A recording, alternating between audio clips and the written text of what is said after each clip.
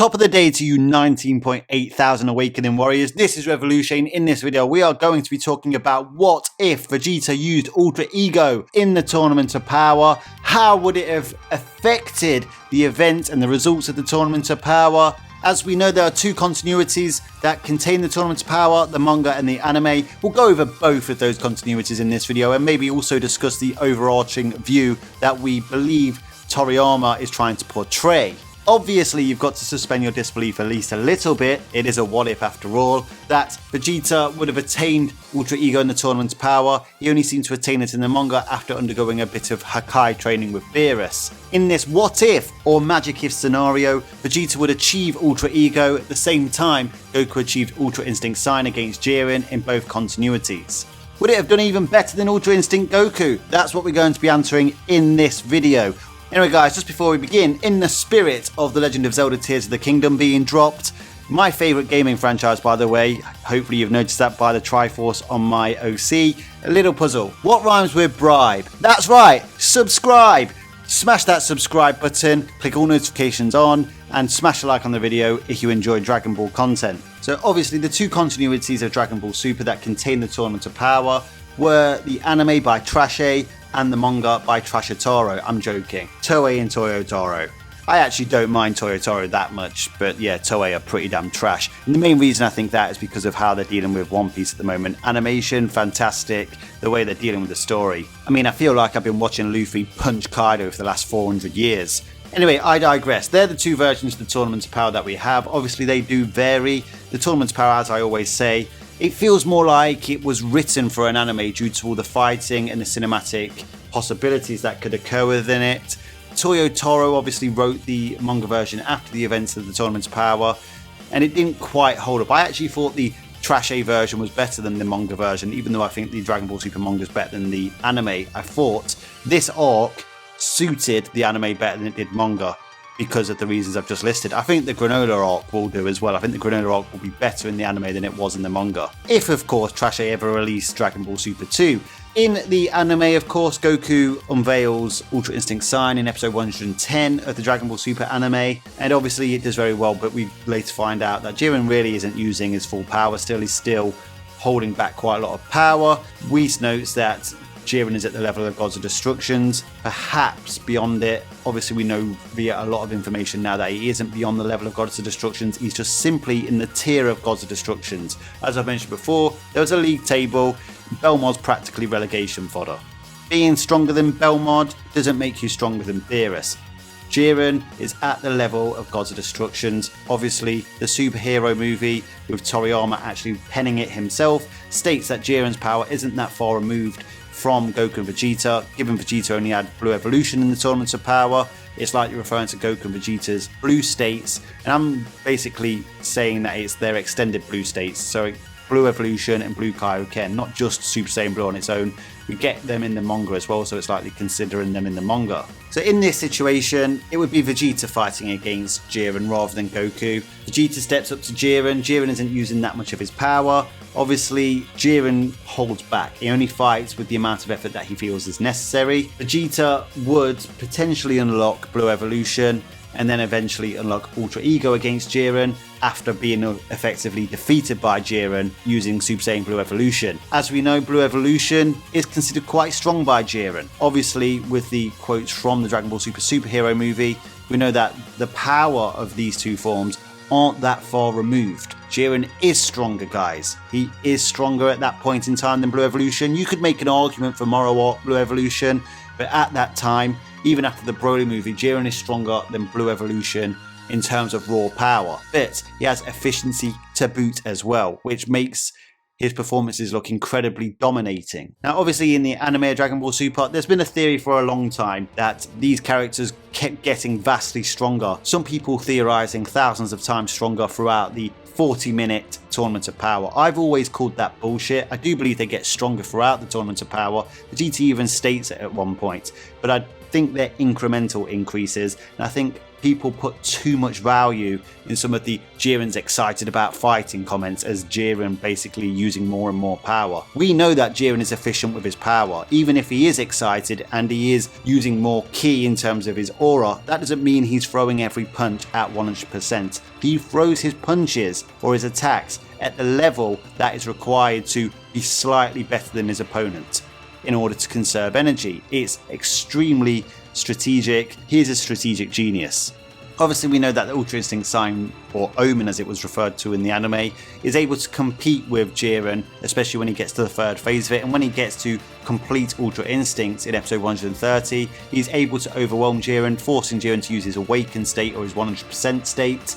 Then it's pretty much on par. Goku does win in the anime though. Jiren is literally on his back, accepts defeat. Goku then tolls out of Ultra Instinct, which is a different ending to what we got in the manga, albeit not too different, as I will talk about in a moment. But just like in the manga, after fighting against Ultra Instinct Goku, Jiren is reduced to fighting lower level opponents. In the anime, it's Frieza and Android 17 and base Goku. In the manga is base Goku and base Vegeta. He has been reduced in power that much. Vegeta even states it in the manga that he has lost a lot of power due to that battle, because Ultra Instinct counters Jiren's deficiency by basically being efficient itself. Goku's body reacts in the best possible way in that precise moment. Personally, I've grown to love that Goku vs Jiren fight a lot more, because what it actually is a battle of styles. Styles make fights, and Ultra Instinct was all wrong for Jiren. But before that, Jiren against the blue forms of Goku and Vegeta was all wrong for Goku and Vegeta. But after defeating Toppo using Super Saiyan Blue Evolution, obviously in the anime Toppo has a God of Destruction mode himself. I'm not really sure how they're going to deal with that in the manga. Vegeta literally overpowers Toppo, but he has to use a power amping move, the final explosion. Obviously he's left exhausted after that, and that's when he fights Jiren, but we'll get to that in a moment. You can overpower Destruction with regular or God Ki, providing you have enough of it. So when we get to Ultra Ego vs Jiren, it really would depend on if Jiren would have more raw power or enough raw power to overpower that level of Akai that Vegeta would get from attaining Ultra Ego, which we will have to use the manga to get a bit of a gauge on how powerful it is in comparison to other forms that we can use as a gauge against Jiren.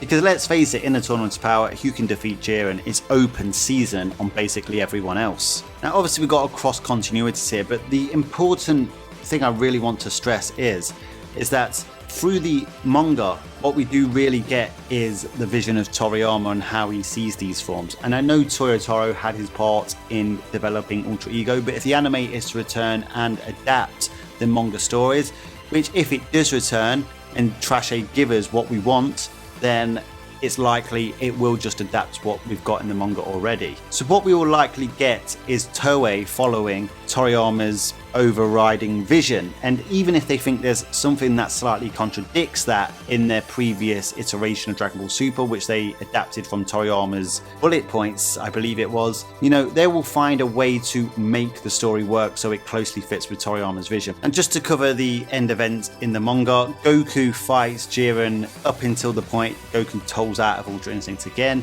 Jiren appears to throw Goku. Goku was in base at the time.